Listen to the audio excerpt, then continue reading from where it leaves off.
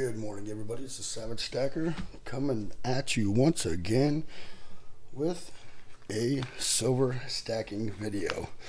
Today is going to be a little different than what I've been doing lately, and that's because I got a new piece of vintage silver in the mail that I did a trade with a guy in the community, and he hit me up and wanted a couple of those nader bars, and for this trade. Now, if you are a pure stacker, this trade may not make sense to you because of the weight, but you can't base the weight on price with vintage silver, and especially this piece because it's my Grail bar. It's in this mix, and you probably won't even be able to pick it out unless you know about vintage silver. So I've been trying to get one of these in the stack for a long time, and I am very excited to be able to have done this trade and to get this bar in the stack. So let's check it out. What we got here is a 3-ounce W.H. Foster vintage silver bar. It's got all the deke stamping there. Got all the little stamps going on. Got the right flavor. Now this bar does appear to have been cleaned once, which is kind of a bummer, but I don't really see any small minor scratches in it, so maybe it wasn't cleaned.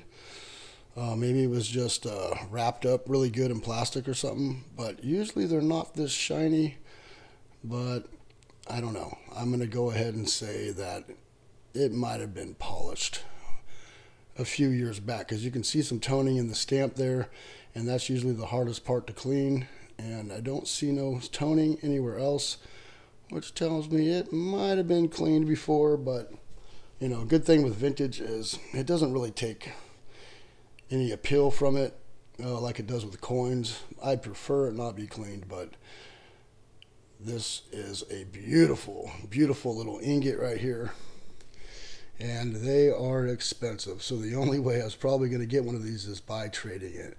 So I want to thank you, the person that I traded with here. His name is Toto, and I appreciate you getting at me.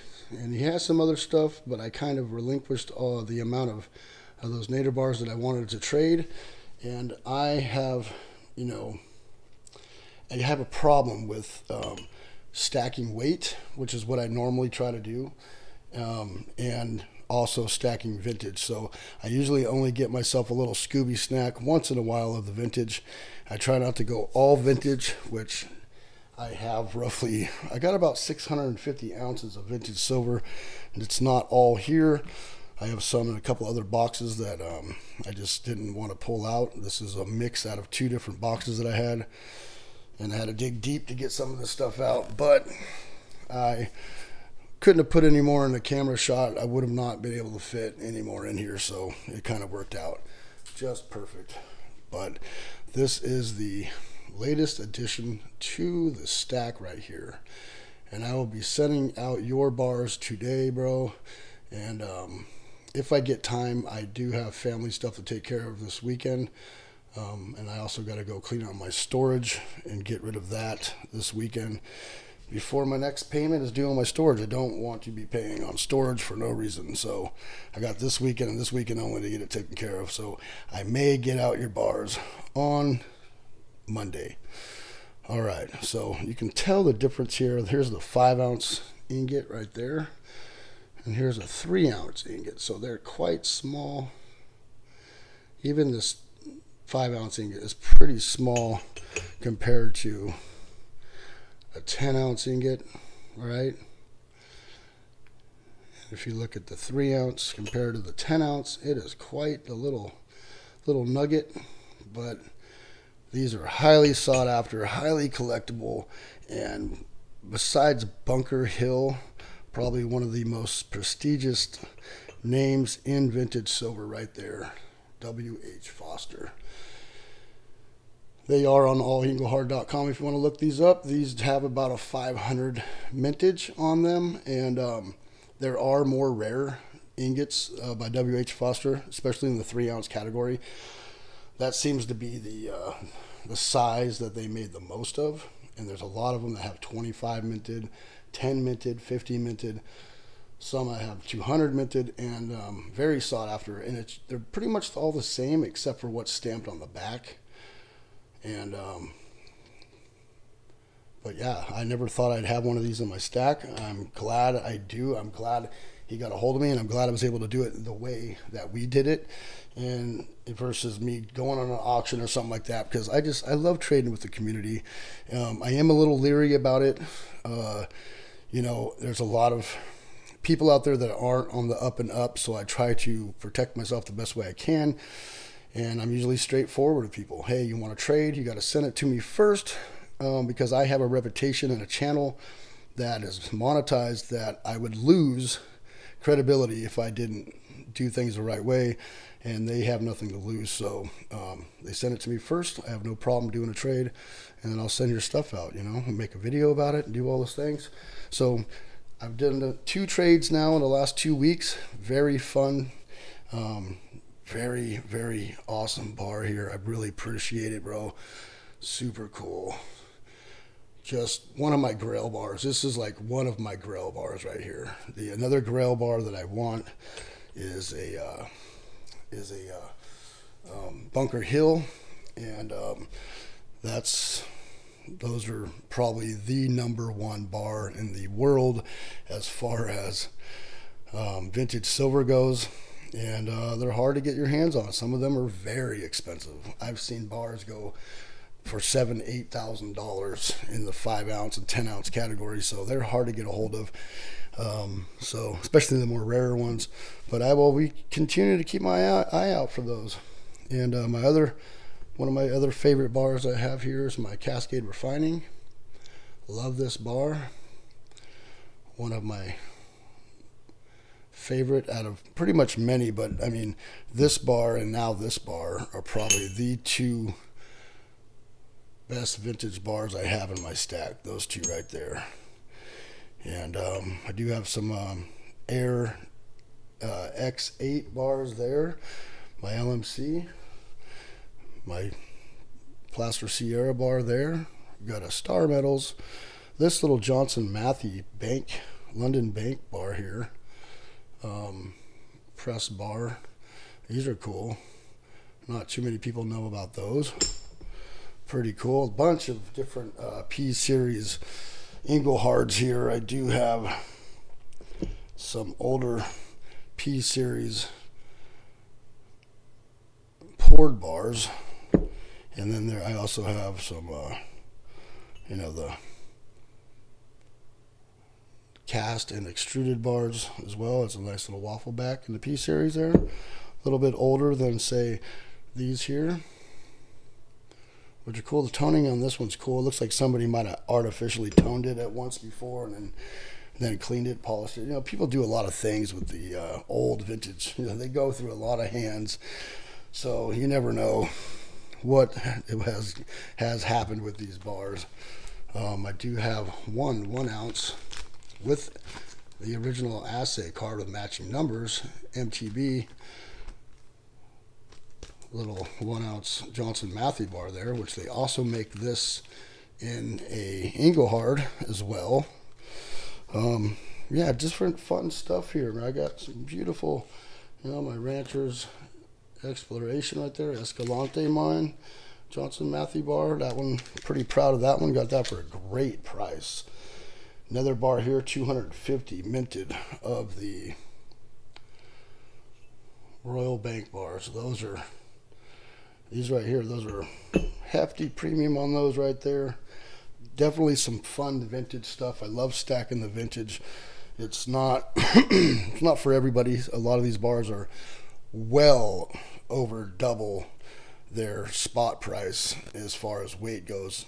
Vintage is definitely an expensive hobby when it comes to stacking silver, but that's why I try not to go overboard. I get a little, you know, maybe once a month or once every couple months, I get me a little Scooby snack, just a little something to add to the stack, and a couple 100-ounce Inglehard bars there. Got me one of these I got from my buddy Silver Bar Stacker. Got me some nice 100 ounces. I even got another one of these ones here.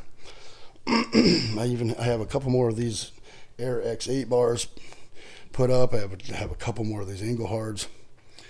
And so yeah, I got some fun stuff put up in my other boxes that I didn't pull out here, but I wouldn't have been able to fit it in anyways. And we got some A marks, single A marks there. Got the actual 1 ounce full pressed A mark bar there. That looks just like this one here. If you can see it down there, let me move this knife. I had a hole there, so I put that knife there. Look at that. Look at that. Yeah, pretty cool. And I have a little bit more vintage stashed away. I don't know where it's all at the moment, and some of it's in a box that I can't even get to at the moment. These are Johnson Matthey here. The Bill of Rights. 10 ounces of those, and I have another one of those, like a completer coin of that too. I don't know where that's at the moment either. And yeah, I got some other fun stuff. Some older stuff I wouldn't consider it vintage, like some Geiger stuff that I got. But yeah, very fun to collect. I wouldn't really call it stacking because some of this stuff's very, very expensive. And that's starting to come out of there. I don't want that to fall out. Find a way to put that back in there. But yeah, here, those are my two favorite right there. Right there, look at that. What do you guys think about stacking the vintage here? You know what? I have a mail call I need to do. Man, I got mail from a few people. You know what? I'll do that on the next video because right now we're just going to take a look at the old vintage silver and one little piece of vintage gold. Very cool. Very, very cool. So what do you guys think about the vintage silver and the vintage gold? I know it's starting to get a little more popular. There's like, you got like a couple different like auction houses and stuff starting to deal with just vintage silver and vintage gold. Kind of bring it into everybody's in the forefront of the stacking community lately. Everybody's starting to get into it. It's getting harder and harder to find some of this vintage stuff. So when you're able to run across something that's really nice like that, it is a real nice treat to be able to get something like that in the stack. So very happy to be able to do that. And yeah, definitely got some nice. It's still in the original wrapper, toned up. Johnson Matthey's here. It's fun. It's when you finally find one. Like, it took me a while to get a nice. I think my first Engelhard bar was these two here in the plastic. I put them in the plastic. It's not original. And when I finally got my mitts on those, that was from that local coin shop. They were very cheap. They were around $200. He didn't charge me anything but just generic price for those. So I was very, very happy to get those. But when you first get that vintage in your hand, there's something nostalgic about it. You're like, wow, that is old. It just feels cool. It's just something different than anything else out there in the market. And then it opens your world. I mean, there are still pieces out there I have no clue what they are, or there's still companies out there I have no idea. You know, if I seen them, like, I wouldn't even know what they are. And there's some of these old vintage guys that know exactly what all of these are. I mean, some of these older guys, they're like the 80s, 70s, and 80s. That's not vintage. I was in my 30s, you know. So, but definitely stuff 70s and 80s nowadays is definitely vintage. And yeah, the toning, they all come in different types of toning. They all tone differently. And yeah, it's pretty cool how all this stuff comes. It's just, you know, I guess there was a standard in the 70s where a lot of 10-ounce ingots were like this size and this look, this chunky look right here. And then later on, a lot of vintage and Silvertown, Engelhard and stuff started making it a little more elongated look to it, right? And it's kind of like Engelhard set the standard on the new vintage bars after this, early 70s. And then of course nowadays everybody's doing the pressed bars. And I like the pressed bars. They come in different shapes and sizes as well, and thickness. And but there's nothing better than a nice old poured vintage ingot. They just look cool. There's no two the same. They all have different pour lines, and the way they when they cool down, they get cool lines on it. Some of these are they just were made very well, pristine. That one's got the little dimple there. This one's got, if you pour silver and you have poured silver, that would be the bottom, that would be the top. And some companies only stamp on the bottoms, which is weird, but with this bubble right there, I probably would have stamped that on the top. Probably would have looked a little cleaner, but almost all Cascade Refining stuff is all stamped on the bottom. And some companies only stamp on top. And that's, some of them have the waffle back look. But yeah, different strokes, different folks, I guess. Different companies do different things. It's kind of what sets them apart. And it also is a way to tell if you got the real deal or not, because some people do fake the vintage stuff. It is a thing.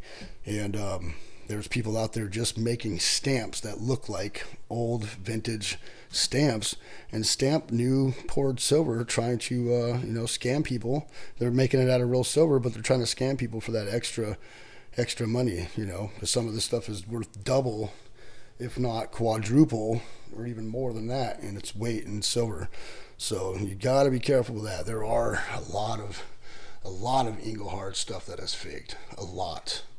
So when you go on like eBay or something like that, you want to make sure that you're going through a dealer that knows what they're doing, or you've dealt with before, because you don't want to get caught up buying a fake piece of vintage silver. And I mean, do you feel like if you resold it, you would be just as bad as the original scammer? You would just have to eat that cost if you ended up with something like that in your stack, or be, just as bad as the scammer to begin with if you knew it was faked and sold it. So, you got to know what you got coming. And sometimes you got to take a chance, and sometimes, you just get that feeling, that intuition, like, I better not buy that. So, so you do got to watch out for the vintage stuff, but there are some nice pieces still out there, and there are some deals out there to be had still if you look and you wait long enough. So I want to thank Toto for sending me this here. I will get your package out today or Monday, and appreciate it. Thank you, everybody, for coming by. It is the Savagestacker. Remember to hit that bell icon to get updated on my latest videos. And what do you guys think about vintage silver? Do you like it? Do you not like it? Do you stack it? Do you just buy a little piece once or twice a year, just for fun stuff for the collection? Let me know down in the comments. All right, thank you, everybody. Remember to hit that bell icon to get updated. And please remember to rate and subscribe. Savagestacker is over and out.